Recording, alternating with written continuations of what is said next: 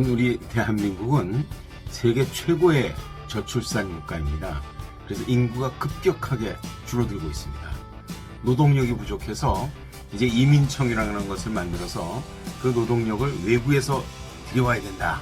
이런 기본 정책을 가지고 있습니다. 앞으로 우리 주변에 무슬림 인구가 급격하게 늘어날 겁니다. 그렇다면 교회가 준비해야 됩니다. 이번에 브레TV에서 이슬람 바로 알기 아카데미를 준비하고 있는데 4월 13일부터 14일까지 이틀 동안 이틀만 투자하시면 데뷔할 수 있습니다. 강력 추천합니다.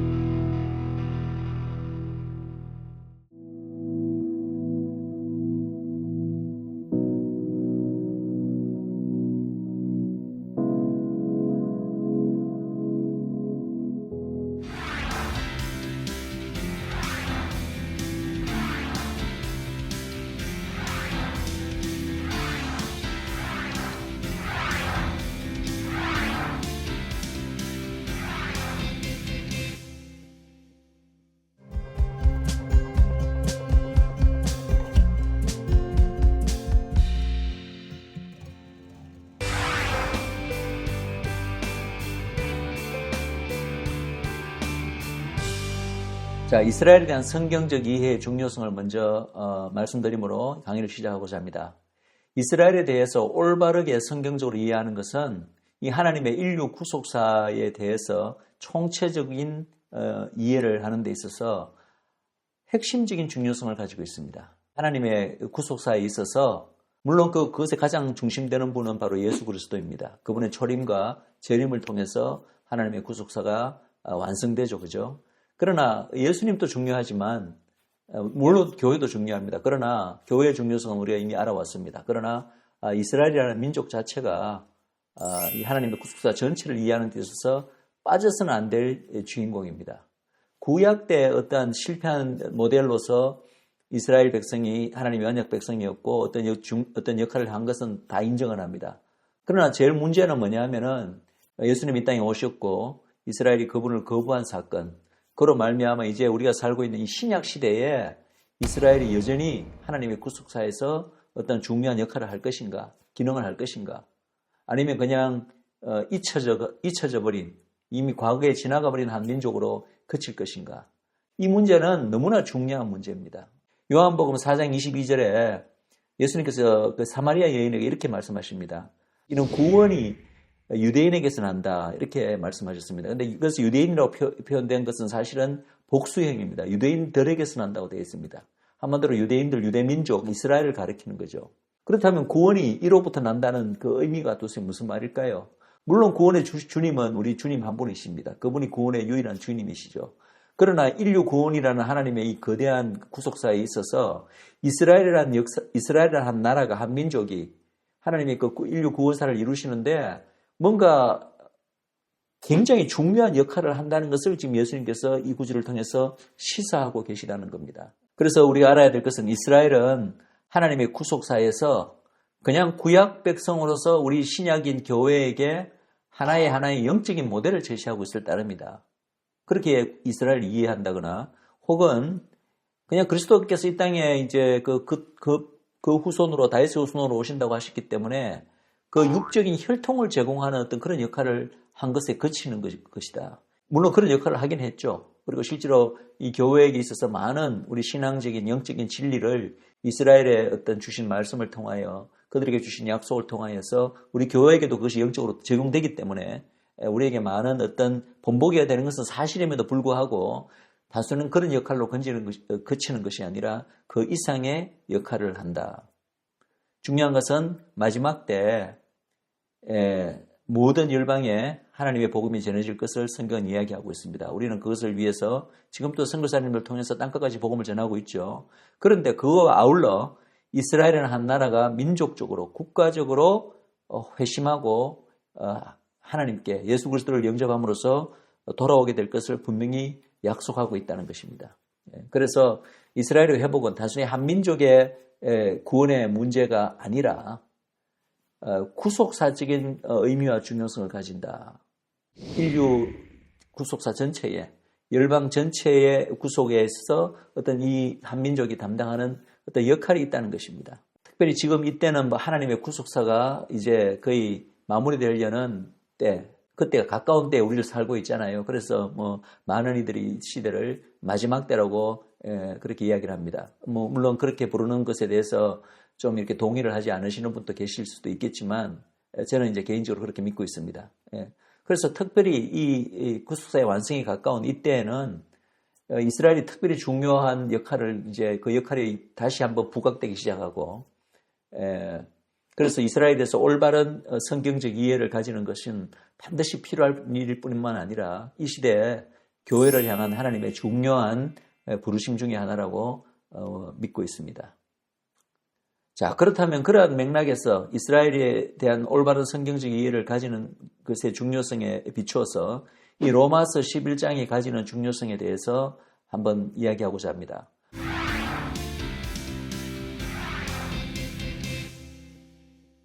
구약 때 이스라엘도 중요하지만 오늘날 이 신약 시대의 이스라엘을 성경적으로 어떻게 우리가 이해할 것인가? 이것은 우리가 지금 이 시대에 이스라엘에 관해서 물어야 될 가장 중요한 질문인데 정확한 답변이 로마서 11장에서 주어지고 있다는 거죠.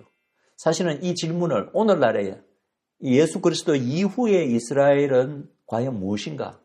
라는 질문을 로마서 11장 시작할 때부터 사도 바울은 정면으로 그 질문을 던지고 있습니다. 던지고 있고 바로 결론을 내리고 그리고 자기의 결론을 뒷받침하기 위해서 실제로 11장 전체에 걸쳐서 굉장히 장대하고 치밀한 신학적 성경적 논쟁을 펼치고 있습니다. 그리고 그 논쟁의 결과로 명확한 결론 역시 내고 있다는 거죠. 첫 번째 질문은 하나님과 이스라엘의 언약관계, 구약 때부터 계속되어진 이 언약관계, 그리고 이스라엘이 선민으로서 선택됨은 지금도 그리스도를 그들의 메시아됨을 거부한 사건이 이미 일어났습니다. 그때를 말하는 거죠. 그때도 이 하나님의 이스라엘의 선택됨과 하나님과의 언약관계가 유효한가라는 질문을 사도 바울은 바로 정면으로 던지고 있습니다. 그리고 두 번째 물을 수 있는 그 질문은 만약에 유효하다면 유효한 이유는 무엇이며 그것이 유효하다는 증거는 무엇이냐? 지금 교회로서는 그 증거를 요구할 수 있는 이유가 있는 것이 왜냐하면 로마에서 멸망해서 나라의 존재 자체가 없어져 버리잖아요. 전 세계로 흩어져 버리게 되고 그리고 예루살렘은 불타고 성전은 불타게 되는 그러니까 여전히 이스라엘 백성이 하나님과의 언약 관계에 있다는 증거를 우리가 요구할 수 있죠. 그래서 근데 그 증거에 대해서도 사도 바울이 11장에서 이야기하고 있습니다. 그리고 또 하나는 메시아 사상이 없던 일반한 열방적인 나라가 아니잖아요. 이스라엘은. 바로 모세의 토라부터 시작해서 선지자들을 통해서 그들에게 약속된 메시아를 이 민족 전체가 끊임없이 기다려왔습니다. 더더군다나 예수님 오기 직전에 이 신구약 중간기라고 불리는 수백 년의 기간 동안에는 그들의 그 민족적 환란 가운데 그들의 기다리고 있던 메시아에 대한 그 기대가 굉장히 상승되어 있던, 고조되어 있던 그런 시기였습니다. 그런 상황에서 메시아가 딱 왔잖아요. 실제로 그 땅에 오셨잖아요. 왔는데도 불구하고 이 민족이 그분을 거부했다는 거죠. 소수의 사도들과 제자들을 제외하고는. 그렇다면 그렇게 된 이유가 무엇인가? 그 이유에 대해서도 사도 바울은 21장에서 논의하고 있습니다. 그리고 이 이스라엘의 넘어짐, 그죠? 그들의 메시아를 거부한 사건이죠. 그것에 대해서 우리 열방교회는 어떠한 태도를 그들에게 지내야 할 것인가에 대해서도 사도 바울은 언급하고 있고, 그리고 또 중요한 이유 하나는 이제 이 장에서 마지막 날 온 이스라엘이 구원을 얻을 것이라고 사도 바울은 분명히 선포하고 있는데 열방의 어떤 민족도 온 민족이 구원을 얻는다는 약속이 없는 반면에 이스라엘은 온 민족이 구원을 얻는 이런 민족적 구원이 약속되어 있는가? 그 이유는 무엇인가? 이런 데 대한 어떤 그 이유도 우리가 엿볼 수 있는 그런 어떤 그 구절이 있습니다. 그리고 중요한 것은 이런 마지막에 약속된 이스라엘의 민족적 구원은 도대체 언제 일어나는가? 일어나기 위한 어떤 조건은 무엇인가? 거기에 대한 언급도 있고요. 그리고 너무나 중요한 것은 그 접붙임의 비밀을 통하여서 지금도 이스라엘은 여전히 하나님의 언약 백성으로서 자리매김하고 있고 역할이 있는데 그렇다면 그 이스라엘과 또 하나님의 나라를 위해서 굉장히 중요한 역할을 하는 것이 우리 열방교회인데 그 사이의 상호관계는 무엇인가? 이 부분을 또 사도 바울은 이야기하고 있습니다. 그리고 마지막에 이제 로마서 11장 끝나기 전에 사도 바울은 도대체 그렇다면 하나님께서 처음 택하신 백성인 이스라엘을 왜 이렇게 눈이 멀어서 그들의 메시아를 못 알아보도록 허락하셨는가? 이렇게 허락하신 하나님의 그 뜻은 무엇인가? 그렇게 하신 그 하나님의 섭리는 무엇인가? 거기에 대한 것도 언급이 되어 있습니다. 자, 먼저 로마서를 사도 바울이 기록하게 된 배경을 잠깐 이야기해 보기를 원합니다. 흔히 우리가 이제 그 로마서 1장에서 8장까지 정말 오직 믿음으로 우리가 하나님 앞에 의로워지는 그 칭의의 그 구원의 진리를 포함해서 그 정말 사도 바울의 놀라운 이 신학적인 그 구원에 관한 그 말씀들, 신학적인 어떤 논증들이 가득 차 있는 게 보석 같은 장이 바로 로마서 1장에서 8장입니다. 그래서 모든 그 성경 공부라든지 말씀이 바로 이 1장에서 8장에 집중되어 있는 것은 사실입니다. 그래서 로마서를 사도 바울이 저술하게 된 동기 자체가 바로 그런 구원의 진리를 우리 교회에게 가르쳐주기 위해서 1장에서 8장까지 그렇게 했을 것이다. 그리고 상대적으로 9장, 11장은 마치 로마서에 없는 듯이 이렇게 무시되어 왔죠. 특별히 로마서를 왜 집필하게 되었는가? 그 집필 동기에 대한 연구에 의하면은 사실은 그때 사도 바울이 로마서를 집필하게 된 것은 당시 로마 교회에서 이 유대인 성도들과 이방 성도들 사이에 굉장한 갈등이 일어나고 있었다. 그것을 이제 사도 바울이 들은 거죠. 특별히 이미 당대에 아직 본격적인 그 반유대주의는 아니지만 특별히 이방 크리스찬들 사이에 이 유대인들에 대해서 예수님을 같이 믿지만은 뭔가 반유대주의적인 어떤 움직임이 일어나서 그들을 맹대하고 홀대하고 배척하는 움직임이 벌써 일어나기 시작했다는 거죠. 그래서 사도 바울이 그것을 듣고 이래서는 안 되겠다. 이스라엘이 왜 그리스도를 거부했는지 그 넘어짐에 대해서 우리가 올바르게 교회가 올바르고 이해해야 된다. 그리고 이 신약 시대에 예수님 십자가 이후에 이스라엘의 그 위치와 구속사 안에서 위치와 의미가 무엇인지, 그리고 더 중요한 것은 이제 탄생한 교회와 이 구약 때부터 존재하던 이스라엘과의 그 관계가 무엇인지, 이것에 대해서 성경에 기초한 정확한 가르침과 교회에 대한 경고, 그리고 교회에 대한 권면을 주기 위해서 이 로마서를 기록했다는 거예요. 그러면 왜 이렇게 유대인 성도들과 이방 성도들 사이에 로마 교회에서 이런 갈등이 발생하게 되었는가? 그 배경은요, 글라디오 황제 때 유대인 로마 추방령과 관련이 있습니다. 로마 교회뿐만 아니라 모든 이방 교회들은 유대인 제자들에 의해서 개척이 되었잖아요. 그래서 초대 교회가 세워졌을 때는 전부 다 지도층은 다 유대인들이었습니다. 유대인들이 교회를 개척했을 뿐만 아니라 이방 성도들에게 성경을 가르쳤고 예배를 인도했고, 그죠? 그들을 양육하고 그 모든 것들을 했죠. 그런데 이제 이 글라디오 황제 때 이제 이 황제가 그 안에서 유대인들끼리 서로 싸우고 하는 모습, 모양이 보기 싫다. 황제가 그 안은 수도잖아요. 유대인들을 다 추방시켰습니다.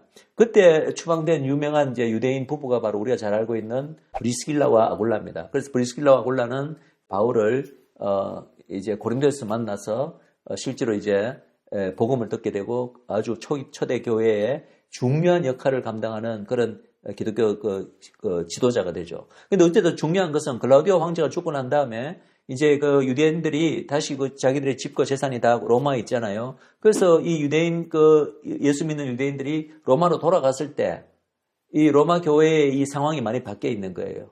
꽤 오랫동안 떠나 있었기 때문에 이 교회의 새로운 지도층으로 전부 다 이방 성도들이 지도적 어떤 위치에 다 올라가 있게 되었습니다. 그래서 이들이 돌아온 유대인 그 성도들을 별로 반기지 않는 거예요. 그러면서 이제 바로 너희들 민족은 바로 예수 그리스도를 죽인 민족이 아닌가. 뭐 이런 식의 어떤 그 반유대주의적 논리가 아마 이때부터 이렇게 머리를 들기 시작한 것 같습니다. 그래서 이러한 갈등이 있다는 소식을 듣고 사도 바울이 이제 로마서를 집필하게 된 배경이 되었다는 그런 이제 연구 결과가 근래의 학자들에 의해서 나오고 있습니다. 사도행전 18장 2절에 바로 그 유대인 로마 추방령에 대한 얘기가 있었죠. 글라디오가 모든 유대인을 명하여 로마에서 떠나라 한 거로, 이것이 바로 로마서 집필의 직접적인 배경이 된다. 이러한 이제 배경, 집필 동기에 대한 연구에 의해서 근래는 로마서에서 정말 사도 바울이 제일 말하고 싶었던 것은 그냥 단순히 그냥 그리스도를 믿고 의에 이르는 구원의 진리에 대한 그 가르침만을 주는 것이 목적이 아니라, 사실은 이제 9장과 11장에서 나오지만 이 하나님의 구속사 전체에 대해서 이 이스라엘과 교회를 아우르는 그들이 굉장히 중요한 역할을 하는 그 놀라운 전체적인 그림을 특별히 11장에서 제시하고 있다. 그런 의미에서 11장은 이 하나님의 구속사의 전체 그림 가운데서 하나의 클라이막스를 이루는 그런 굉장히 중요한 그 가르침을 담고 있다. 그래서 혹자는 이 로마서 9장에서 11장에서 바울이 내리고 있는 이 이스라엘에 대한 이야기, 그 결론이야말로 그가 사실은 로마서를 통해서 가장 교회에게 말하고 싶었던 핵심이었다. 그리고 우리가 제일 중요하다고 지금까지 얘기해왔던 1장, 8장은 그러한 이스라엘에 대한 결론을 내리기 위한 하나의 신학적이고 성경적인 어떤 그런 백그라운드, 배경에 해당된다고까지 말하는 사람이 있습니다. 물론 이 말에는 우리가 동의하지 않을 수 있습니다. 그 정도로 9장에서 11장, 그동안 거의 교회에서 무시되어 왔던 이 세 장인데 이 세 장이 로마서 전체 지필 동기나 모든 면에 있어서 굉장히 중요한 어떤 위치를 차지하는 장이라는 거죠.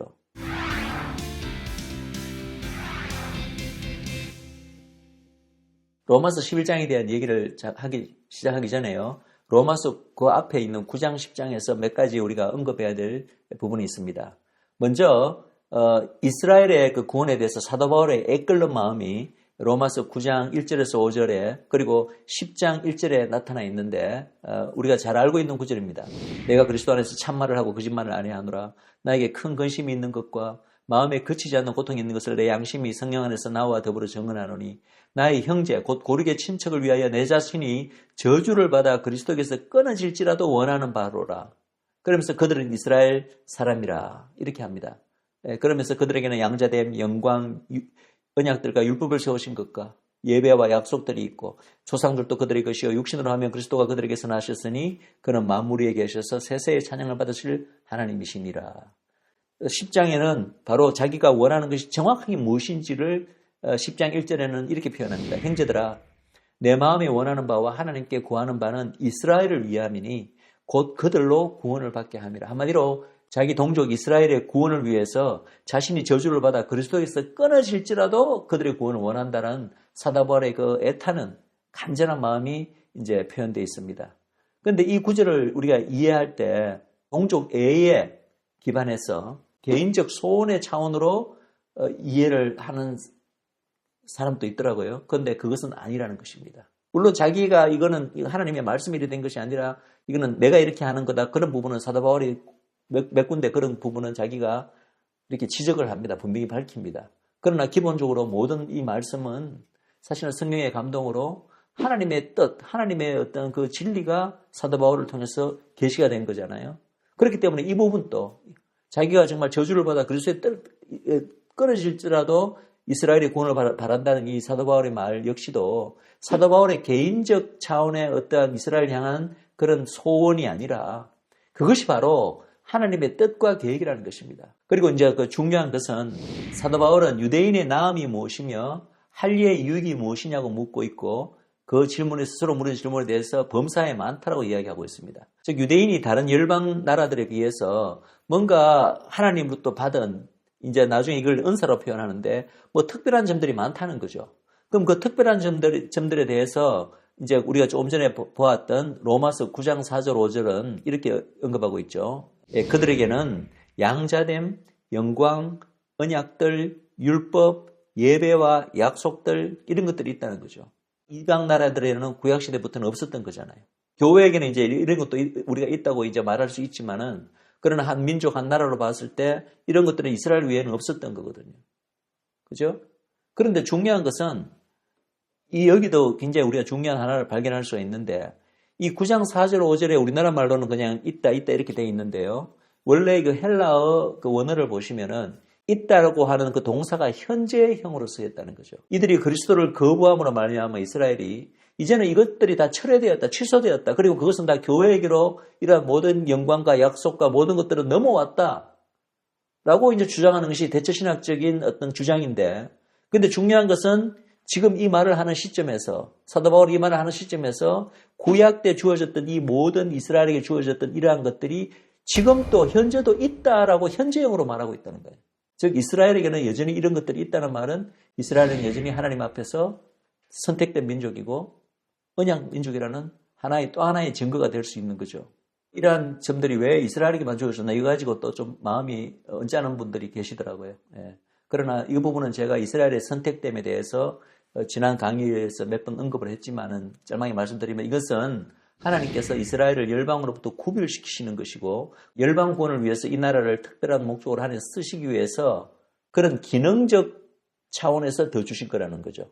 자, 그리고 이것도 이제 지난 강의에서 한번 제가 언급했지만 워낙 중요한 포인트이기 때문에 짤막하게 다시 한번 언급하겠습니다. 로마서 2장 28절과 29절에 보면은 표면적 유대인이 유대인이 아니고 이면적 유대인이 유대인이란 표현이 나오고, 또 바로 지금 다루고 있는 로마서 9장 6절 8절에도 이스라엘에게서 난 그들이 다 이스라엘이 아니라 육신의 자녀가 하나님의 자녀가 아니고 오직 약속의 자녀가 그 약속의 씨앗으로 여기심을 받는다, 이런 이제 표현들이 나옵니다. 오히려 진정한 이스라엘의 범위를 좁히는 말씀이라는 거죠. 즉 육신적으로 이스라엘의 그 혈통을 이었다고 하나님 눈에 보시기에 이 하나님의 이 구속사에서 쓰시는 그 목적으로 그 이스라엘로 여기지 않으신다는 거죠. 그 이스라엘 민족 전체가 다 이스라엘이 아니라 그 안에 더 작은 그룹, 소위 구별된 그룹, 그죠? 우리는 그런 자들을 이스라엘의 남은 자들이라고 불렀습니다. 그런 남은 자들이야말로 진정한 유대인, 이면적 유대인이요 이스라엘, 참 이스라엘이라고 부를 수 있는 자들이라는 얘기죠. 그래서 이것을 넓히는 개념이 아니라 오히려 좁히는 개념으로 봐야 됩니다.